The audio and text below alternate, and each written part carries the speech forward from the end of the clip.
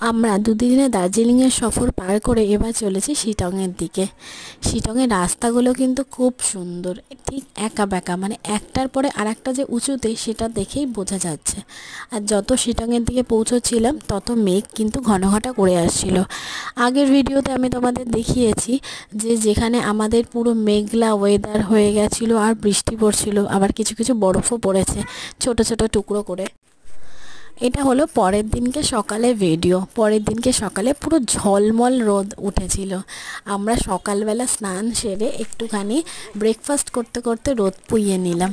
তারপর ওখানে আর সবথেকে বড় ব্যাপার, ওখানে যে স্ট্রিট ডগগুলো ছিল, আমি তো খুব কুকুরদের সাথে বন্ধুত্ব করেছি।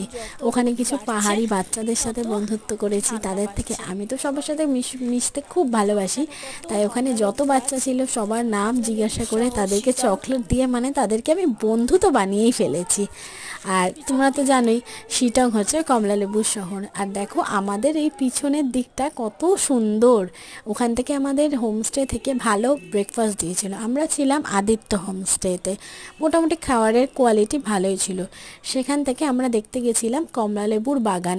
আর এই দেখো কত সুন্দর সুন্দর পুরো গাছ ভর্তি কমলালেবু। এই কমলালেবু কিন্তু ছিঁড়তে পারবে না, ছিঁড়লেই কিন্তু 500 টাকা জরিমানা। হ্যাঁ, যদি নিচে পড়ে থাকে তো সেটা নিতেই পারো, কিন্তু ছিঁড়লেই 500 টাকা জরিমানা। এটা শুধুমাত্র দেখানোর জন্য আর ছবি তোলার জন্য।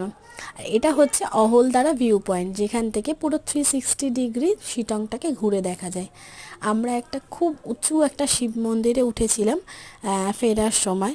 তো যাই হোক, এইভাবে শিটংয়ের সফর শেষ করে, দার্জিলিংয়ের সফর শেষ করে আমরা ধীরে ধীরে গুটি গুটি পায়ে চললাম এবার বাড়ির পথে রওনা হতে।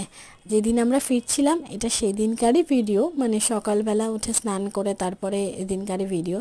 দেখো কুকুরটাকে আমি কী আদর করছিলাম, মনে হচ্ছিল ওকে নিয়েই বাড়িতে আসি। চলো, আমার প্ল্যানের ভিডিও, এই সফরের ভিডিও এখানেই শেষ করলাম। আবার নতুন কোনো ভিডিও নিয়ে তোমাদের সাথে খুব শিগগিরই দেখা হবে। Thank you. আমার ভিডিওটা ভালো লাগলে লাইক করে দিও।